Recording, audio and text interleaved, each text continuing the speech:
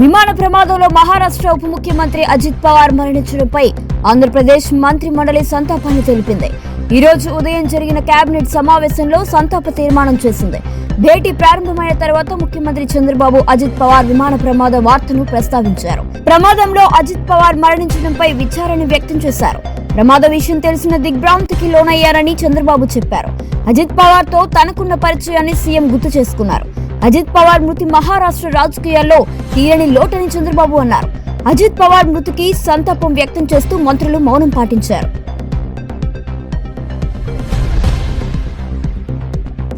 ఏపీలోని పింఛనుదారులకు కూటమి ప్రభుత్వం తీపి కబురు చెప్పింది. ఎన్టీఆర్ భరోసా పథకం కింద ప్రతి నెల అందించే పింఛన్లను ఈసారి ఒకరోజు ముందుగానే పంపిణీ చేయాలని నిర్ణయించింది. ఫిబ్రవరి నెలకు సంబంధించిన పింఛను డబ్బులను ఈ నెల 31వ తేదీలోనే లబ్ధిదారులకు అందజేయబోతోంది. ఈ మేరకు అధికారులు ఏర్పాట్లు చేస్తున్నారు. అవసరమైన నగదును ఈ నెల 30 నాటికే సచివాలయాలకు పంపించేందుకు చర్యలు చేపట్టారు. ఇక సాధారణంగా ప్రతి నెల 1వ తేదీన పింఛన్లు పంపిణీ చేస్తారు. అయితే ఈసారి ఫిబ్రవరి 1న రాష్ట్ర వార్షిక బడ్జెట్ ను శాసనసభలో ప్రవేశపెట్టనున్నారు. అదే రోజు ఆదివారం కూడా వచ్చింది. ఈ కారణాల వల్ల సచివాలయ ఉద్యోగులతో పింఛన్ల పంపిణీ చేయడం ఇబ్బంది అవుతుందని భావించిన ప్రభుత్వం ఒకరోజు ముందుగానే ఈ కార్యక్రమాన్ని పూర్తి చేయాలని ఆదేశాలు కూడా జారీ చేసింది.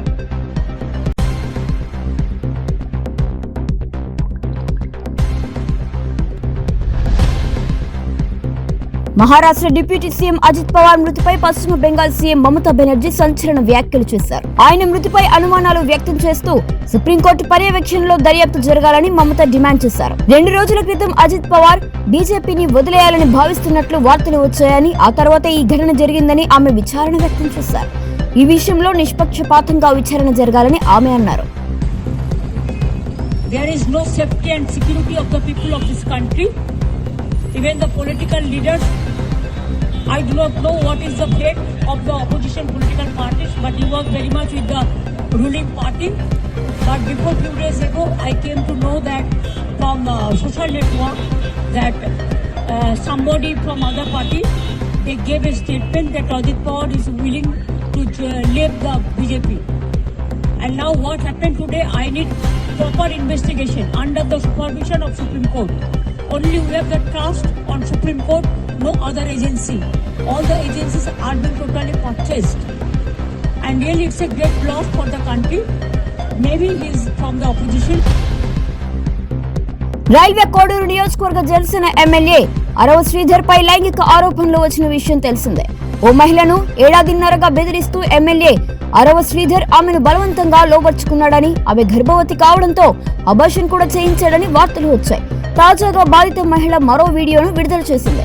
టీడీపీ నేత ముక్కా రూపానందరెడ్డితో మీటింగ్ లో ఉన్న వీడియోను కూడా రిలీజ్ చేశారు. వీడియో కాల్లో టీడీపీ నేతను ఎమ్మెల్యే అరవ శ్రీధర్ చూపించారు.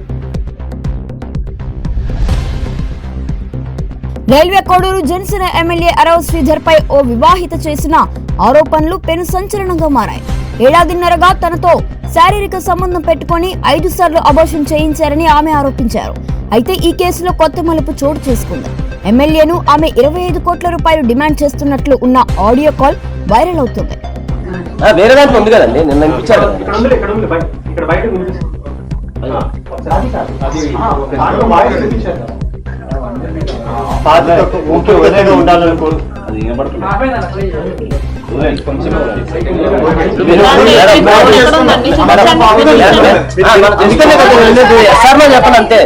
చెప్పండి.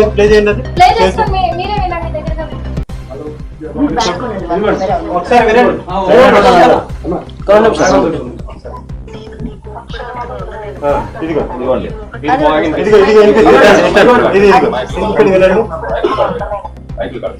అక్షరాల 25 కోట్లు అడిగానండి శ్రీధర్ని. నేను నీ కోపపడినంతగా ఉండలేనయ్యా. ఈ 1.5 సంవత్సరం నువ్వు నా దగ్గర ఆడిన అబద్ధాలకి, నాకు చేసిన మోసాలకి నమ్మించి నువ్వు నన్ను వాడుకున్నావు చూడు. 5 సార్లు కొడుకు వచ్చి పోయింది చూడు. దానికి 25 కోట్లు కావాలనేసి నేను అడిగాను. ఈ నెల 30న మంత్రి నారా లోకేష్ కాకినాడలో పర్యటించనున్నారు. జేఎన్టీయూలో నూతన హాస్టల్ భవనాన్ని ప్రారంభించి విద్యార్థులతో ముఖాముఖి నిర్వహించబోతున్నారు. అనంతరం కోరమండల్ ఫ్యాక్టరీలో ఆసుపత్రి భవనాన్ని ప్రారంభించబోతున్నారు. ఈ క్రమంలో జిల్లా యంత్రాంగం అప్రమత్తమైంది. ఎస్పీ బిందు మాధవ్ ఆధ్వర్యంలో పటిష్ట బందోబస్తు ఏర్పాటు చేయగా జేఎన్టీయూ వీసీ ప్రొఫెసర్ ప్రసాద్ ఏర్పాట్లను పర్యవేక్షిస్తున్నారు.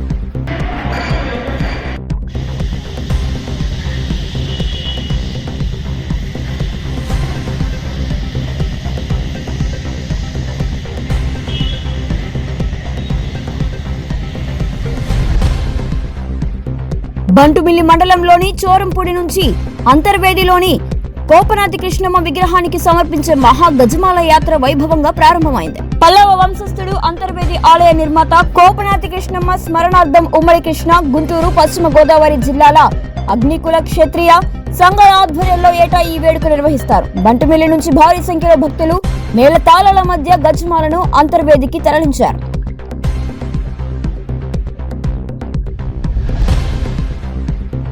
ఆళ్లగడ్డ నియోజకవర్గ జనసేన పార్టీ సమన్వయకర్త మైలేరి మల్లయ్య వ్యాఖ్యలను తాలూకా బలిజ సంఘం నాయకులు ఖండించారు. ఆళ్లగడ్డలో ఏర్పాటు చేసిన విలేకరుల సమావేశంలో రాజకీయ లబ్ధి కోసం కుల సంఘాలను వాడుకోవడంపై తీవ్ర అభ్యంతరాన్ని వ్యక్తం చేశారు.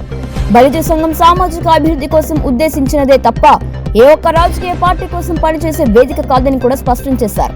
సంఘం పేరును ప్రస్తావిస్తూ ఓట్లు దండుకోవాలని చూడడం లేదా సంఘం తమకే మద్దతు ఇస్తుందని ప్రచారం చేయడం విచారకరమని, ఇలాంటి చర్యలు సామాజిక వర్గంలో చీలికలు తెస్తాయని సంఘం ప్రతినిధులు తెలియజేస్తున్నారు. వ్యక్తిగత నిర్ణయాలను సంఘం పేరుతో రాజకీయ పబ్బం గడుపుకోవాలని చూస్తే ఊరుకునే ప్రసక్తే లేదని హెచ్చరించారు. తాలూకాలో ఉన్న అన్ని పార్టీల బల్జ వంశీయులందరూ ఇక్కడికి రావడం జరిగింది. ఘనంగా కృష్ణదేవరాయలకు నివాళులర్పించడం కూడా జరిగింది. కానీ మధ్యలో జనసేన తాలూకా సమన్వయకర్తగా ఉన్న మైలేరు మల్లయ్య గారు తనకేదో తన భార్యకు మార్కెట్ యార్డ్ చైర్మన్ వచ్చిందట పార్టీ తరఫున.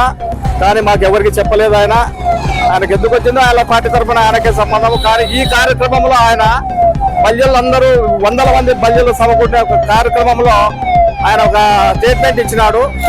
ఏదంటే మేము బల్జల్లము, మాకు మార్కెట్ యార్డ్ చైర్మన్ ఇచ్చింది ప్రభుత్వము, ఎమ్మెల్యే గారు భూమా అఖిలపై అడ్డుకుంటున్నారని ఆయన ఒక చెడ్డ మాట్లాడడం జరిగింది. కానీ ఆమెకు ఇది అడ్డగిజాకి సంబంధం అనేది రుజువు తెలిసి ఆమె ఏమైనా చేస్తానంటుంది. కాబట్టి మల్లయ్య గారికి ఒక విన్నపం ఏమంటే, నీవు జనసేన తరఫున మార్కెట్ యార్డ్ చైర్మన్ తెచ్చుకున్నావు, అంతేగాని బల్జోళ్ళకని రాలే. బల్జోళ్ళకనైతే సీనియర్ బల్జోళ్ళు తాలూకాలో ఎంతమంది ఉన్నారు. కాబట్టి నువ్వు రాజకీయం చేసుకుంటే నువ్వు జనసేన రాజకీయం చేయి. తాలూకాలో బల్జోళ్ళ కల్లా చెడ్డ పేరు కావాకు. ఎందుకంటే అన్ని పార్టీలలో బల్జోళ్ళు ఉన్నారు, నిన్ను అన్ని పార్టీలలో కలిసినారు. కాబట్టి వచ్చిన బల్జోళ్ళ మర్యాద పోగొట్ట. ఎమ్మిగనూరును జిల్లా కేంద్రంగా ప్రకటించాలని డిమాండ్ చేస్తూ చేపట్టిన రిలే నిరాహార దీక్షలు 25వ రోజుకు చేరుకున్నాయి. కూటమి నాయకులు తమ దీక్షలకు సంఘీభావం తెలపడం లేదని ఉద్యమకారులు ఆవేదన వ్యక్తం చేశారు. రాము, రాజేష్, రంగయ్య మాట్లాడుతూ తమ ఓట్లతో అధికారంలోకి వచ్చిన పాలకులు వెనుకబడిన తమ ప్రాంత అభివృద్ధికి కృషి చేయాలని కోరారు.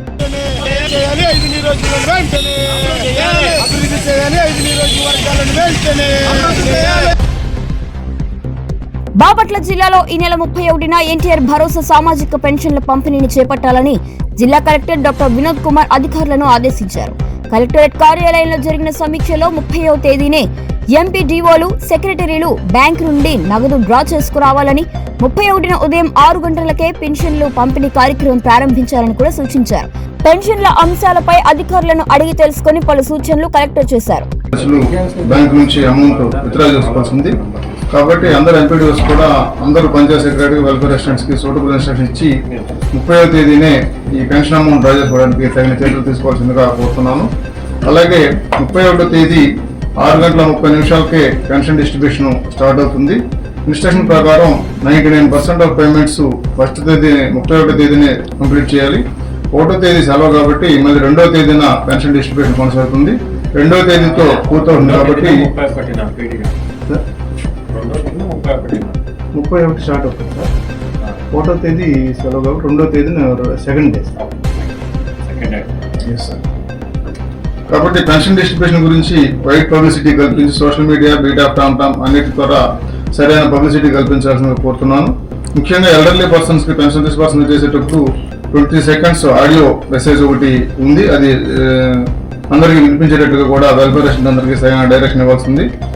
కాబట్టి ఈ పెన్షన్ డిస్బర్స్మెంట్ కి సంబంధించి త్వరగా పెన్షన్ డిస్బర్స్ చేయడంతో పాటు సకినేటిపల్లి మండలం టేకిశెట్టిపాలెం మెయిన్ రోడ్డుపై 30 మంది విద్యార్థులతో వెళ్తున్న స్కూల్ బస్సు స్టీరింగ్ ఫెయిల్ అయ్యి విద్యుత్ స్తంభాన్ని ఢీకొట్టింది. ఈ ప్రమాదంలో ప్రాణ నష్టం తప్పినప్పటికీ ఏపీ రాష్ట్ర విద్యార్థి విభాగం ప్రతినిధి సహదేవ్ తాడి ప్రమాదానికి గురైన బస్సును సీజ్ చేయాలని, విద్యార్థుల ప్రాణాలతో చెలగాటమాడుతున్న యాజమాన్యంపై చర్యలు తీసుకోవాలని డిమాండ్ చేశారు.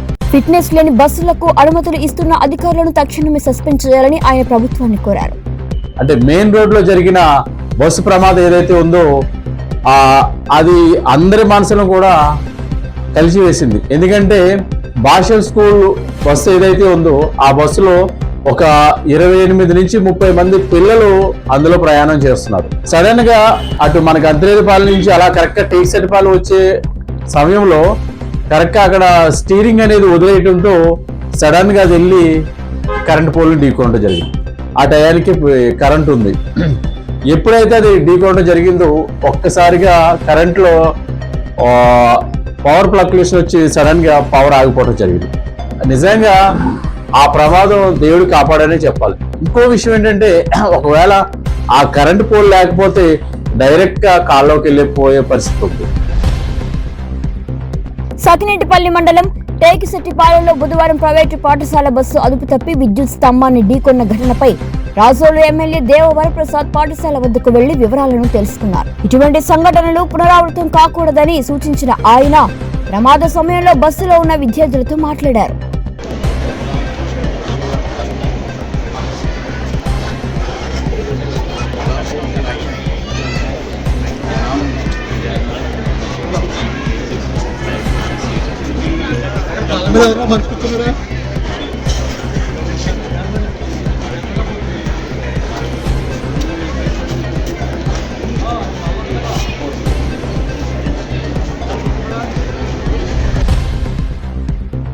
పాదయాత్రపై వైసీపీ అధినేత జగన్ కీలక ప్రకటన చేశారు. ఏడాదిన్నరలో పాదయాత్ర ప్రారంభిస్తానని 150కి పైగా నియోజకవర్గాల్లో పాదయాత్ర చేస్తానన్నారు. తాడేపల్లిలో భీమవరం నియోజకవర్గ వైసీపీ కేడర్తో జగన్ సమావేశమయ్యారు. ఈ సందర్భంగా జగన్ మాట్లాడుతూ జగన్ 2.0 పాలనలో కార్యకర్తలకు పెద్దపీట వేస్తానన్నారు. గతంలో పాలనపై ఎక్కువ దృష్టి పెట్టానని చెప్పుకొచ్చారు. అందుకే కార్యకర్తలకు చేయాల్సినంత చేయలేకపోయానని కూడా అన్నారు. చూస్తా 2 ఏళ్ళు అయిపోయింది. ఇంకా కళ్ళు మూసుకుని కళ్ళు తెరిచేసరికి ఇంకా 3 ఏళ్ళే ఉంది.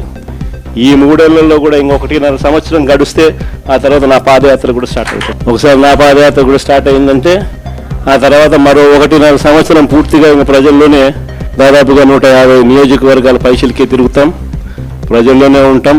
ప్రతి 3వ రోజు ఏదో ఒక నియోజకవర్గం నుంచి కాన్స్టిట్యున్సీలో ప్రజల ఉప్పెను చూపిస్తూ పబ్లిక్ మీటింగ్లో ప్రజా సమస్యలు లేవనెత్తు చంద్రబాబు నాయుడు కడిగేస్తూ పోతూ ఉంటాం.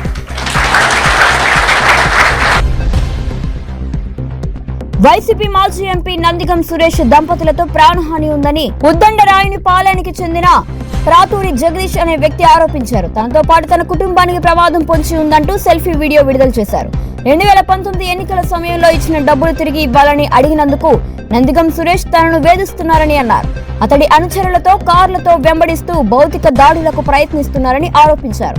తాను చనిపోతే దీన్ని మరణ వాంగ్మూలంగా భావించాలన్నారు. ఎన్నాళ్ళు నువ్వు బెదిరిస్తా ఉంటుంటే మేము బెదిరిపోయి చేతులు కట్టుకొని నీకెంత గులాంగిరి ఏమైనా చేయాలా? ఏం మేము మాట్లాడొద్దా? మాట్లాడితే ఏం చేస్తావు? నువ్వు చంపుతానంటావా? మనుషులు పంపిస్తావా? నువ్వు చేసే ఆటలన్నింటికి మేము చేతులు కట్టుకొని గాజులు వేసుకుని కూర్చుంటే మీరు తందానా అనుకుంటే రోడ్లు ఎక్కడ తిరుగుతారా? ఏమనుకుంటున్నారు? ఏం చేస్తావా? నువ్వేం చేస్తావు చెప్పు. సరే మమ్మల్ని అడిగే ముందు నువ్వేం చేస్తావు? నరుగుతానన్నావు కదా, నువ్వేం చేస్తావు? ఏం కావాలంటేనే మీరు జనాలందరికీ శీల పరీక్షలు చేయొచ్చు. మీరు జనాలందరినీ ఇష్టం వచ్చినట్లు 1, 2 కాదు మాస్ రేపు చేపిస్తావు. నువ్వు ఎవరు చేపిస్తావురా మాస్ రేపు? నువ్వు రే ఎవడ ఇంటి ఆడుకూతురు ఉన్నారు మాస్ రేపు చేపిస్తారు. మీరు చెప్పు, మాస్ రేపింగ్ ఎవరితో చేస్తావు నువ్వు? నాకు ఈ రోజు నువ్వు చెప్పు, నువ్వు ఎవరితో మాస్ రేపింగ్ చేసి నువ్వు వీడియోలు నువ్వు క్యాప్చర్ చేసి నన్ను నీ కాళ్ళ కింద పెట్టుకుంటావు చెప్పు. నువ్వు అనే మాటలుగా గాజు దొరుకుని కూర్చోవాలా? క్వశ్చన్ చేయొద్దా? ఇట్లానే నాలాంటి ఎదవనా కొడుకులు ఉన్నంత కాలం వాళ్ళందరూ మోసం చేసుకుంటూ స్వైర వ్యవహారం చేస్తావు. నువ్వు ఏమనుకుంటున్నా? నీ గురించి రుస్తువా? ఇడిసేసి తిరిగితే ఎవడన్నా ఒకటే.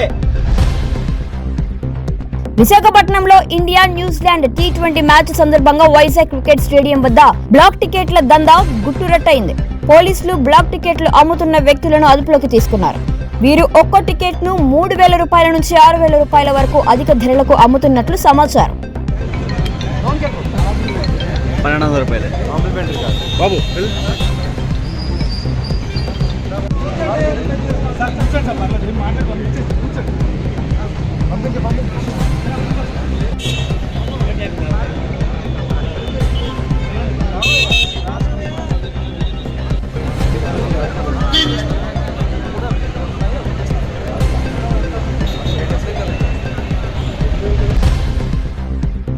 విశాఖపట్నంలోని సింహాచలం శ్రీ సింహాద్రి అప్పన్న స్వామి ఆలయంలో భారత క్రికెట్ జట్టు సభ్యులు ప్రత్యేక పూజలు నిర్వహించారు. ఇటీవల విశాఖలో పర్యటిస్తున్న టీమిండియా ఆటగాళ్లు అప్పన్నను దర్శించుకున్నారు. ఈ సందర్భంగా ఎమ్మెల్యే గంటా శ్రీనివాసరావు, ఆలయ అధికారులు వారికి స్వాగతాన్ని పలికారు. Head coach Gautam Gambhir, captain Suryakumar Yadav, all rounder Axar Patel స్వామివారిని దర్శించుకుని ప్రత్యేక పూజలు చేశారు.